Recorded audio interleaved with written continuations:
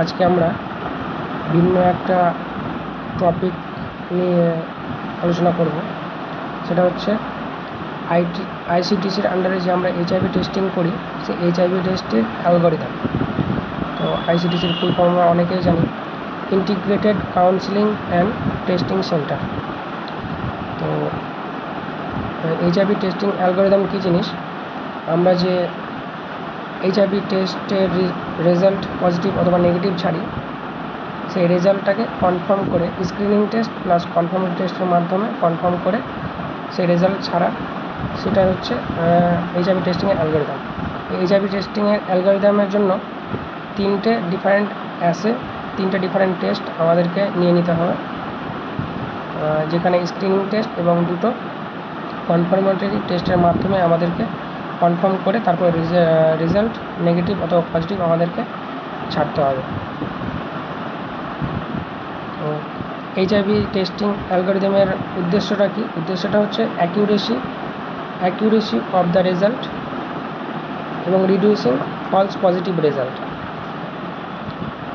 False positive result কমানো এবং accuracy of the রেজাল্টের মধ্যে অ্যাকিউরেসি আনা। এবং সেটা কীভাবে করা হয়, সেটা হচ্ছে প্রথমে আমরা একটা স্ক্রিনিং টেস্ট করব এবং স্ক্রিনিং টেস্টের পরে দুটো কনফার্মেটরি টেস্ট করব।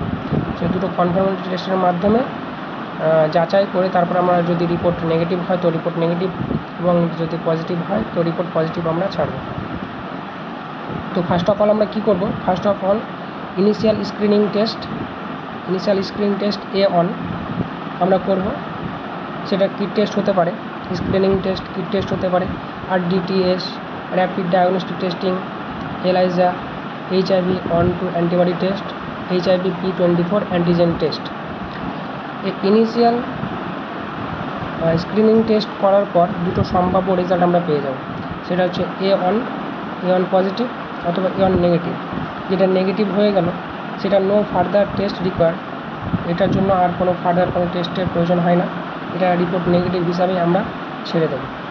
এরপরে A1 মানে স্ক্রিনিং টেস্ট যেটা পজিটিভ পেলাম সেটাকে আমাদেরকে কনফার্ম করে নিতে হবে। এই কনফার্ম আমরা কীভাবে করব, দুটো পরপর কনফার্মেটরি টেস্ট করে আমরা রিপোর্ট কনফার্ম করে তারপর পজিটিভ রেজাল্ট ছাড়ব। এই যে পজিটিভ পেলাম, এই পজিটিভটাকে আবার আমরা কনফার্মেটরি টেস্ট করব A2। A1 আমরা করেছিলাম ইনিশিয়াল স্ক্রিনিং টেস্ট, এরপরে আমরা করে নেব A2 confirmatory test. A2 confirmatory test করার পর দুটো সম্ভাব্য রেজাল্ট আমরা পেয়ে যাব। একটা হচ্ছে A1 পজিটিভ এবং A2 করার পর সেটা হচ্ছে পজিটিভ। আরেকটা হতে পারে A1 পজিটিভ ছিল এবং A2 করার পর সেটা হচ্ছে নেগেটিভ। এটা হয়ে গেল A2 confirmatory test. A2 confirmatory টেস্টের পরে একটা আমরা পেয়ে যাচ্ছি পজিটিভ এবং আরেকটা পেয়ে যাচ্ছি যেটা হচ্ছে পজিটিভ এবং নেগেটিভ। এটা আমরা পজিটিভও ছাড়তে পারবো না এবং নেগেটিভও ছাড়তে পারবো না, সেই জন্য আরেকটা কনফার্মেটরি টেস্ট আমাদেরকে করে নিতে হবে, সেটা হচ্ছে A3। এবং A3 কনফার্মেটরি টেস্ট করার পর দুটো সম্ভাব্য রেজাল্ট আমরা পেয়ে যাব। সেটা হচ্ছে A1 পজিটিভ, A2 পজিটিভ এবং A3 করার পরেও যে রেজাল্ট আমরা পাচ্ছি সেটা হচ্ছে A3 পজিটিভ। তাহলে এখানে A1, A2 এবং A3 তিনটেই পজিটিভ পেয়ে গেলাম। এই রিপোর্টটাকে আমরা পজিটিভ রিপোর্ট হিসাবে ছেড়ে দেবো। A3 করার পর আরেকটা কম্বিনেশান আমরা পাবো, সেটা হচ্ছে A1 পজিটিভ পেয়েছি, A2 করার পর সেটা আমরা পজিটিভ পেয়েছি এবং A3 করার পর যেটা আমরা পাচ্ছি সেটা হচ্ছে নেগেটিভ পেলাম। তাহলে এটাকে আমরা না পজিটিভ হিসাবে ছাড়তে পারবো না নেগেটিভ হিসাবে ছাড়তে পারবো। এই রিপোর্টটা হচ্ছে ইনডিটারমিনেটের ক্ষেত্রে আমরা কী করবো সেটা আমি একটু পরে বলছি। তো A2 করার পরে আরেকটা কম্বিনেশান আমরা পেয়েছিলাম, সেটা হচ্ছে A1 পজিটিভ পেয়েছিলাম এবং A2 পেয়েছিলাম নেগেটিভ। এটাকেও আমরা পজিটিভ অথবা নেগেটিভ হিসাবে ছাড়তে পারবো না, তাই আরেকটা টেস্ট A3 কনফার্মেটরি টেস্ট করলাম এবং A3 কনফার্মেটরি টেস্ট করার পর দুটো সম্ভাব্য রেজাল্ট আমরা পেয়ে যাব। সেটা হচ্ছে A1 পজিটিভ, A2 নেগেটিভ পেয়েছি এবং A3 করার পর যেটা আমরা পাচ্ছি সেটা হচ্ছে A3 পজিটিভ।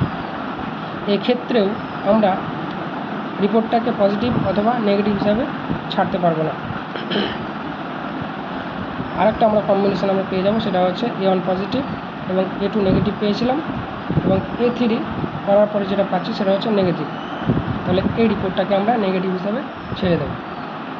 এই যে ইনডিটারমিনেটের ক্ষেত্রে আমরা কী করব, in case of indeterminate results testing should be repeated on second sample taken after 14 to 28 days।